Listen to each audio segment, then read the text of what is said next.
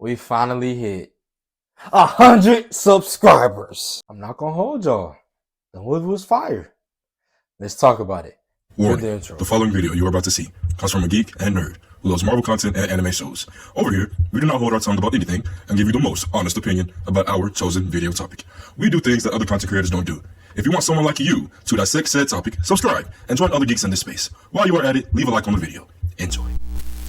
As always, this is a spoiler review, so if you haven't seen the movie, get out of here.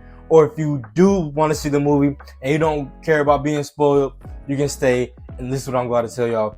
But man, oh man, oh man, this movie was great for what it was. Now, was it something that was revolutionary that changed the game? No, that was Across the Spider-Verse and Into the Spider-Verse.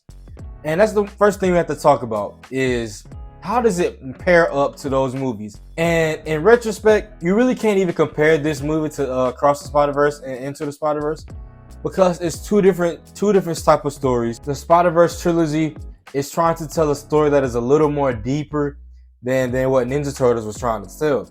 Now, in this movie of the Ninja Turtles, we actually get them in their teenage form, which was funny because a lot of people were complaining about how they look. They were complaining about April being a fat black girl and stuff like that. And I feel like this movie was way more realistic compared to the other turtle movies in the 90s and even all the animated stuff. They actually seemed like they were teenagers. Just, you know, the certain times where they'll just out of nowhere want to make jokes and goof off and be around. And the whole time they're like, hey, bro, I just want to be accepted. Master Splinter. They really went a different direction with Master Splinter. And I say that because he was seemed as like, he was kind of serious, but he wasn't too serious because, and the seriousness didn't overshadow his character. We get the thoughts where he also too wanted to be accepted, but he ended up saying, man, forget these humans. I'm not going to be accepted anyway, so whatever. And he put that mindset into his boys, aka the Ninja Turtles. And we see how that kind of progresses into showing how they want what they want. And because everybody knows, as a child, bro, you sometimes want to do or try out stuff that your parents say you shouldn't do or try out, you know, and it's smart, you shouldn't do it. But that's how most teenagers or kids think. And we have to talk about the voice acting, the cast. It was a loaded, star-studded voice acting, the cast. Some people where I feel like if it was like a hear it or you know, people say blink and you miss it. What's another word for saying that? Don't hear it and you miss it type of thing. You know, Ice Cube and all them type of people. And each voice, everyone's voice fit perfectly. Speaking of Across the Spider-Verse, I think Mikey, he was voiced by someone in Across the Spider-Verse. His voice had seemed like it was like familiar or something. So I don't have to look at that. But that movie, man, this movie, it was great. It was really a kid's movie, you know, like I said, it wasn't trying to focus on being too deep. It was just, hey, we're mutants. There are other mutants out there that exist, and they took their hatred to a whole nother level, aka Superfly, and wanted to, you know, get rid of everybody. And it was a collective of Rocksteady, Bebop, all them other guys, along with the Ninja Turtles and Master Splinter, to say, hey, we're going to do this and do that. Oh, and also along with the help of the humans as well. So it shows you that this movie wasn't, you know, a lot of people talking about woke and broke and all that type of stuff. This movie proves that you can make movies about being together and togetherness, and it won't seem or come off as like, oh, they're just trying to push an agenda, or oh, they just trying to do this or do that. You know, it didn't seem like that at all. You know, if they're going to push any agenda, it should be that we're all, even though we're separate and we're different, we can be together and come together to solve a common issue. Now, April, right? April O'Neil, I love her character. I'm not, like, I don't know if I should have said this in the beginning.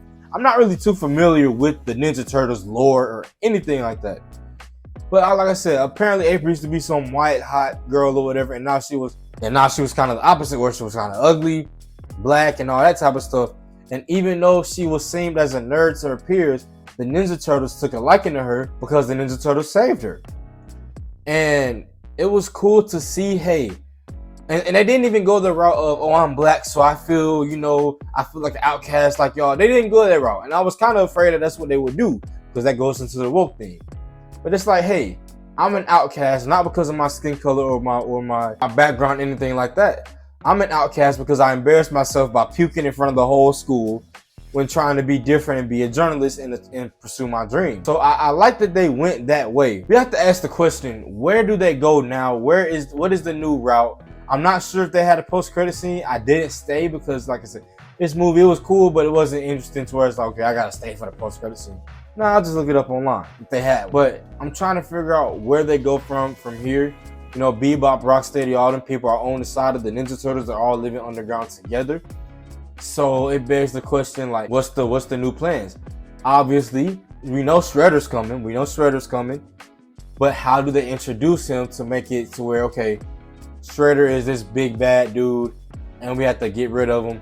Because in my head, when I was watching the movie, I was thinking like, hey, they might have should have done this super bad thing for Ninja Turtles 2 or 3, because it would have gave more development as to why they were so surprised that there was another mutant. This movie was really used as a setup, more so to set up what could be a sequel or a trilogy or a whole universe, and it did set up some stuff.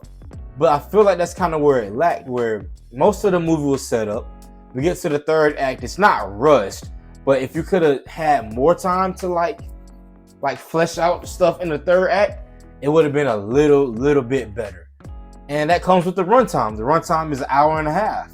I feel like if you tack on an extra 15-20 minutes on that movie, you have something that's very, very interesting and very, very unique, and trying to delve into these characters, why they think and why they act like they act.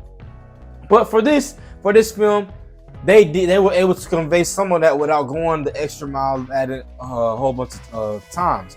So I feel like this would definitely be a movie where kids will enjoy. Now in my theater, it wasn't that many people, but can it reach that hype of like Across the Spider-Verse? I don't know about that, because it could. The Ninja Turtles is a great IP, just like Spider-Man is a great IP.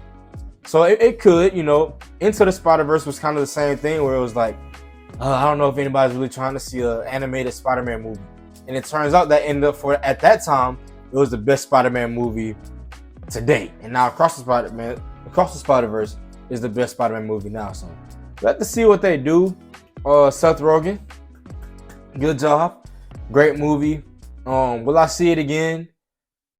Probably not. But it's not because it's bad. It's just because it doesn't have anything where I have to go back and like rewatch and find something that I missed on the first watch. So I probably wouldn't rewatch it again. But if I had to, I would. But on my own will, probably not. But that's it, man. This is gonna be a short little video. If you love the video, like the video. If you don't love the video, start the video. I forgot to tell y'all, and I'm gonna probably put this segment in the first half, in the first clip of the video, first little part.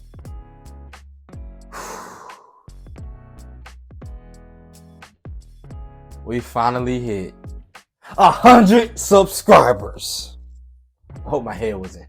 My hair might got a little dandruff. I hope it wasn't bad. I might have to blur it out. We finally hit 100 subs. I cannot thank y'all enough for the comments, the interactions, the likes, the subs. Even if you are sharing my content, I appreciate you so very much. So I'm just trying to spread the word on this information, and I want to kind of start a new segment for my YouTube channel about current events. It was something I had explained that I wanted to do in my first ever YouTube video, but I never kind of did it because I didn't want to be a channel that got popular for that. And then it's like, hey, I do movie stuff and reviews and talking nerdy and stuff, and then that gets like left behind. So if y'all will do anything, continue to like, continue to share, and if you're new watching here, subscribe. Got big content on the way for anime fans. I've been slacking on the anime, but I know something on my favorite anime, One Piece. Something is happening very special that I will give my comments on. But if you love the video, like the video. If you don't love the video, still like the video. We are now on the road to 1,000 subscribers. We're on the road to 1K. On the road to 1K. So I'll talk to y'all later. Hope y'all having a good day. Good night. And we're out. Peace.